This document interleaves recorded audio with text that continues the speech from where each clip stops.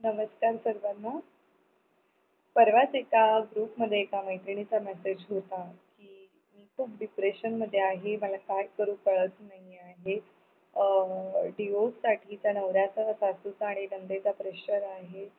मी अजूनपर्यंत कोर्टाची पायरी चढली नाही. कोर्ट केस केल्या नाहीयेत. पोलिस स्टेशनला गेली नाही. मी स्वतः खूप 10 वर्ष झाले खूप त्रास सहन करतेय.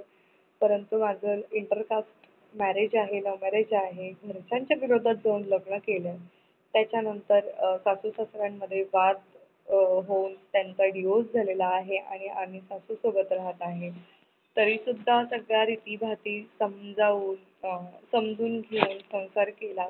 परंतु आता दुसरी सून आल्यानंतर, घरात मला एक जाव आल्यानंतर सासू, नणंद आणि जाव मिळून सतत मला टोमणे देत आहे, की "तू घरातच आहे, तू काही करत नाहीये, तू अनपढच आहे, तुला काही येत नाही, काही कळत नाही." त्यामुळे आर्थिक स्वातंत्र्य नाही, वैचारिक स्वातंत्र्य देखील मला नाही आहे. त्यामुळे असं जीव नकोसा झालाय. 2दा सुसाईडचा पण प्रयत्न केलाय. अशा महिलांना मला तुम्हाला व तुमच्यासारख्या दुसऱ्याही महिलांना मला इतकंच सांगायचं आहे, सुसाईड हा काही शेवटचा पर्याय नाही आहे. तुम्ही स्वतःला बदला.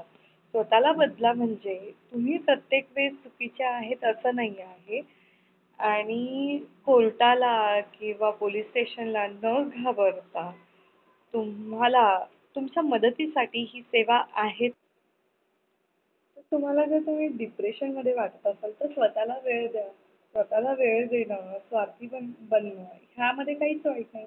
10 वर्ष झालं तुम्ही स्वतः इंजिनिअर असून स्वतःचं करिअर लॉस करून म्हणजे करिअर लॉस म्हणण्यापेक्षा फॅमिलीसाठी वेळ दिला तुम्ही तुमच्या कर्तव्यांना मेन म्हणजे आपली महत्त्वाची कर्तव्य असतात त्याला वेळ दिला. तुमच्या मुलीसाठी वेळ दिला. परंतु आत्ता गरज आहे ती तुम्हाला स्वतःला वेळ देण्याची, स्वतःला ओळखण्याची. म्हणजे स्वतःचे जे काही छंद असेल, गाणी ऐकणं असेल, सिंगिंग करणं असेल किंवा ॲक्टिंग करणं असेल, डान्स करणं असेल, बिनधास्त स्वतःला झोकून द्या त्याच्यामध्ये आणि स्वतःच्या करिअरकडे फोकस करा. जेव्हा तुम्ही ह्या गोष्टीतून डिप्रेशनमधून बाहेर पडाल, तरच तरच आणि तरच तुम्ही तुमच्या मुलीला व्यवस्थित सांभाळू शकता आणि तिलाही ह्या गोष्टीतून बाहेर आणू शकता. तर थिंक पॉझिटिव्ह, पॉझिटिव्ह विचार करा, पॉझिटिव्ह राहा आणि सगळे डिसिजन पॉझिटिव्ह राहूनच, थोडा स्वतःला वेळ देऊनच सगळे डिसिजन घ्या आणि जो काही तुमच्या मनापासून जो डिसिजन असेल, त्याने खरंच तुमचं काही वाईट होणार नाहीये. तर जे काही असेल ते पॉझिटिव्ह माइंडने सगळं छानच होईल.